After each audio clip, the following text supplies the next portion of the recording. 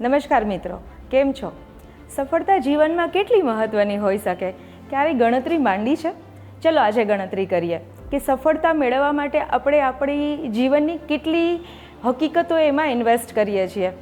પહેલું, જીવનમાં જે તમારો એ વિચાર છે જેને તમારે સફળ બનાવવો છે, પહેલો એ વિચાર ઇન્વેસ્ટ થાય છે. બીજું ઇન્વેસ્ટ થાય છે તમારી બચત મૂડી. ત્રીજું ઇન્વેસ્ટ થાય છે તમારી બુદ્ધિમત્તા. ચોથું ઇન્વેસ્ટ થાય છે તમારા ફેમિલીનો ટેકો, તમારા સંબંધીઓનો ટેકો. પાંચમું ઇન્વેસ્ટ થાય છે તમારા રાતની નીંદર અને દિવસનું સુકૂન. એના પછી તમે જે એફર્ટ્સ લગાવો છો, જે ટાઈમ આપો છો, એ ટાઈમ એમાં એક મહત્ત્વની ભૂમિકા ભજવે છે.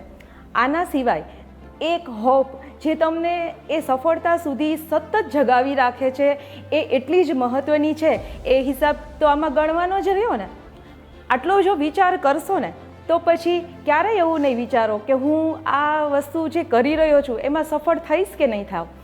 આટલી બધી જ્યારે આપણે આપણી મૂડી ઇન્વેસ્ટ કરતા હોય, આપણા એફર્ટ્સ ઇન્વેસ્ટ કરતા હોય, ટાઈમ ઇન્વેસ્ટ કરતા હોય, આટલા બધા લોકોનો આત્મવિશ્વાસ અને હોપ ઇન્વેસ્ટ કરતા હોય, તો તમને શું લાગે છે કે સફળતા મેળવવી ઇઝી છે કે નહીં?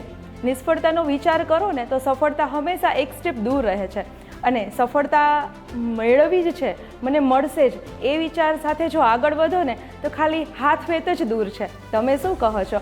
કોમેન્ટ કરીને મને જરૂર કહેજો. Thank you so much. અને અત્યાર સુધી જો મારી ચેનલને સબસ્ક્રાઈબ ન કરી હોય તો બેલ આઇકન દબાવીને જરૂર સબસ્ક્રાઈબ કરજો. Thank you.